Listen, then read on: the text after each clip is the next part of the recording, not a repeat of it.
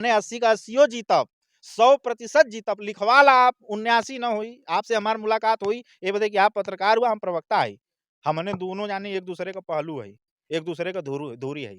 आप हमसे पूछा कि आप तो 80 कहत रहला नेताजी, 79 कैसे? 79 भी न हुई, 80 का 80 जीतल जाएगी। 2024 में पुनः घोसी जीतने जा रहे हैं, 2027 में पुनः घोसी कई लाखों वोटों से जीतने। ऐसा ही तो चैलेंज अब घोसी में भी हो रहा था, तमाम चैलेंज की हवा निकल गई, कहीं फिर लोकसभा में हवा आपकी ना निकल जाए। सही जो दावा आप कर रहे हैं सब जाइए, खेल देखते प्ले आउट जाइए, ना हो जाए। कुछ नहीं, क्लीन बोल्ड करेंगे इन विरोधियों को। जैसे समाजवादी पार्टी ने जो धोखा दिया, हमें सारी सुरक्षित सीटें उठा के दे दी। धोखा कहाँ साहब, 17 सीट मिली थी। 17 सारी सुरक्षित सीटें दे दिया ना, 2 3 4 बस सीटें ऐसी थी जिसपे कोई लड़ सकता था, बाकी सुरक्षित सीट पे तो एक ही समाज लड़ेगा। तो बाकी लोग, हमारे नेता जो थे, जो हमारे विरोधी ये चिल्लाते हैं, ऐसा कुछ नहीं है। 24 का चुनाव होने वाला है, उसमें मतलब जो जिताऊ कैंडिडेट रहेगा उसी को टिकट मिलेगा या हाँ, मजबूत कैंडिडेट। कि पैसे से मजबूत? नहीं, नहीं, कुछ नहीं। हाँ। देखिए, जो जनबल से मजबूत होगा, हाँ। देखिए हम मजबूत कैंडिडेट लड़ाएँगे, जो जनबल से मजबूत होगा उसी को लड़ाएँगे। समाजवादी पार्टी के नेता ने ये बयान दिया है कि दाढ़ी बढ़ौला से, मूंछ ऐंठला से नेता ना कहवाए। पहले ही बात। तो क्या मामला, मतलब आप ज्यादा मूंछ ऊंच ऐंठ रहे हैं, क्या लग रहा है? देखिए, उन नेताजी से भाजपा में गठबंधन हो गया इसलिए मूंछ ऐंठ नहीं, रहे हैं नहीं, क्या? मैं बता रहा हूँ, मैं मोछ जो ऐंठता हूँ, वो मैं अपने समाज, अपने बाप-दादा, पुरखा-पुरनिया और हमारे क्रांतिकारी राष्ट्रीय अध्यक्ष माननीय ओम प्रकाश राजभर जी, अरविंद राजभर जी, अरुण राजभर जी के भरोसे मोछ ऐंठता हूँ। ये मोछ मैं समाजवादी पार्टी के नेताओं के भरोसे नहीं ऐंठता हूँ, और वो इस पे टीका-टिप्पणी बंद करें। और ये मोछ बचपन से ऐंठता आया हूँ, जब से जमी है, और आजीवन ऐंठता रहूँगा। तो मूंछ बढ़ा नहीं ना लिए इधर ना, ना, बिना नेता दाढ़ी बनने के लिए? बिना दाढ़ी मूंछ के मेरी कोई फ़ोटो ही नहीं है, आज 25 साल के राजनैतिक करियर में। अब नवरत्न पे आपने इससे पहले बयान दिया था कि वो लड़का उसे पढ़ना चाहिए, समाजवादी पार्टी उसे प्रचार करवा रही है। तो गलत कर रही है ना, नवरत्न को तो फिर भी मैं कह रहा हूँ कि उसे पढ़ना चाहिए। तो समाजवादी पार्टी के नेता लोग कह रहे हैं कि नवरत्न, आपने बोला था कि नवरत्न जैसे कई लड़के हमारी पार्टी में हैं, लेकिन नवरत्न के साथ लोग फोटो खिंचवाने के लिए परेशान रहते हैं। जो ओम भाई, उनका कहना है कि जो आनंद बाबा हैं, उनके जैसे नेता बच्चे के साथ फोटो खिंचवाने के लिए, सेल्फी लेने के लिए परेशान रहते हैं। देखिए, सेल्फी तो हमारे साथ वो लेने के लिए परेशान रहते हैं, जो नवरत्न के राष्ट्रीय अध्यक्ष जी हैं। एक फ़ोटो दिखा रहा हूँ आपको, इस फ़ोटो को देखिए, और वहाँ ना कैमरा जाता है और ना वहाँ मोबाइल जाती है। कैमरामैन जी, ये फ़ोटो दिखाइए, देखिए कौन किससे फ़ोटो खिंचवा रहा है और कौन किसको अलाउ किया होगा, कौन किसे हमें भेजा होगा। तो ऐसा नहीं है, मैं राजनीतिक शास्त्र से एमए बीएड हूँ, और हम लोग सेल्फी नहीं लेते किसी के साथ।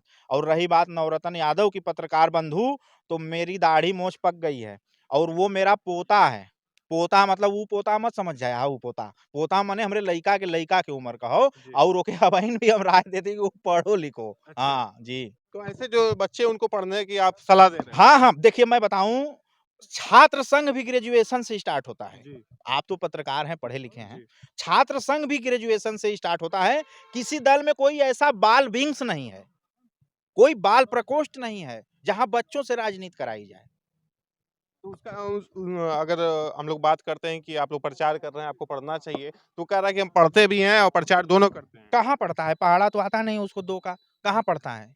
2 का पहाड़ा तो आता नहीं उसको। पहले वो 20 तक टेबल सीख ले, एबीसीडी सीख ले, लिखना दस्तखत करना जान जाए, तो जब एमपी एमएलए बनेगा, तो जब अधिकारियों से बात करेगा और फरियादियों से बात करेगा, जनता जनार्दन से जब बात करेगा, तो शिक्षा झलकेगी।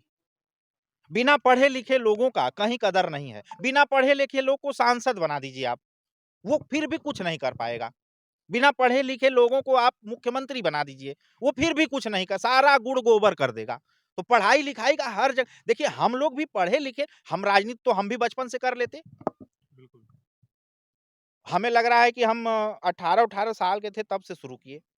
पढ़े-लिखे, उसके बाद राजनीति करते के साथ-साथ छात्र संघ राजनीति करते के साथ कांग्रेस की एनएसयूआई की हम पढ़ते रहे। मेरठ यूनिवर्सिटी से हमने एमए बीएड तक किया। तो पढ़ाई-लिखाई कहीं जायज़ नहीं जाता। हम जो इतना बतियाते हैं, ये जानकारी है तब बतियाते हैं ना।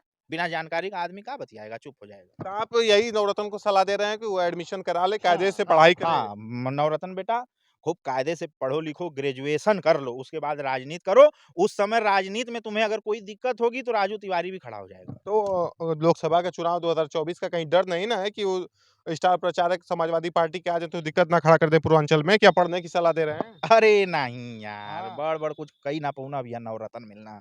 अरे हमने 80 का 80 जीतब, 100% जीतब, लिखवा ला आप 79 ना होई, आपसे हमार मुलाकात होई, ये बदे कि आप पत्रकार हुआ, हम प्रवक्ता हई। हमने दोनों जानी एक-दूसरे का पहलू हई, एक-दूसरे का धुरी हई। आप हमसे पूछा कि आप तो 80 कहत रहला नेताजी 79 कैसे? 79 भी ना होई, 80 का 80 जीतल जाई। नवरत्न ही तो घोसी में आपको धूल चटा दिया। ना, ना, कोई हाँ, बात वो नहीं। तो स्टार प्रचारक था खूब घोसी के मामला में मैं फिर से कह रहा हूँ, हुँ। अभिव्यक्ति न्यूज़, इंडिया न्यूज़ से कि हर नेता को मैं चैलेंज दे रहा हूँ 16 महीना में किसी विधायक का इस्तीफा दिलवा के और पुनः चुनाव करा के अगर वो 85,000 वोट पा के दिखा देगा तो मैं राजनीति छोड़ दूँगा। उस हार में भी हमारी जीत है और उसे हम 2024 में पुनः घोसी जीतने जा रहे हैं, 2027 में पुनः घोसी कई लाखों वोटों से जीतने जा ऐसा ही तो चैलेंज अब घोसी में भी हो रहा था, तमाम चैलेंज की हवा निकल गई, कहीं फिर लोकसभा में हवा आपकी ना निकल ना, जाए ना, ना, सही, ना, जो दावा आप कर खेल रहे हैं देखते सब जाइए, खेल देखते कहीं आउट जाइए। ना हो जाएँ आप? कुछ नहीं क्लीन बोल्ड करेंगे इन विरोधियों को। ये जो राम के विरोधी और सत्य सनातन संस्कृति के विरोधी हैं, इनको क्लीन बोल्ड किया जाएगा। भारत की जनता जाग चुकी है, अच्छे-बुरे की पहचान कर चुकी है। अरविंद राजभर जी को आप लोग चुनाव लड़ाए विधानसभा 2022 में। हम बता रहे हैं ना, उसको हम हार नहीं मानते। हाँ। वहाँ वहाँ पे हमारा जो भी परिणाम रहा, वो बहुत अच्छा रहा। अभी 2027 में उसे जीत जाएँगे। हार-जीत देखिए हम नेता हैं। हम हार-जीत का माख लेने लगेंगे तो राजनीति खत्म हो जाए हम खुद 3 चुनाव हार चुके हैं। हम खुद 3 चुनाव हार चुके हैं। बनारस मेयर का चुनाव हारे, 2-2 जिला पंचायत चुनाव हारे। तो हार-जीत हमारे लिए मायना मायने नहीं रखती। हम नेता हैं, हम फिर भी लड़ेंगे। लड़ते-लड़ाते, भिड़ते-भिड़ाते, गिरते-पड़ते जीत जाएँगे। महेंद्र राजभर जी कह रहे थे कि मतलब वो अपने लड़के को बलि का बकरा बना दिए हैं, संसदीय क्षेत्र मोदी जी के चुनाव लड़वा के।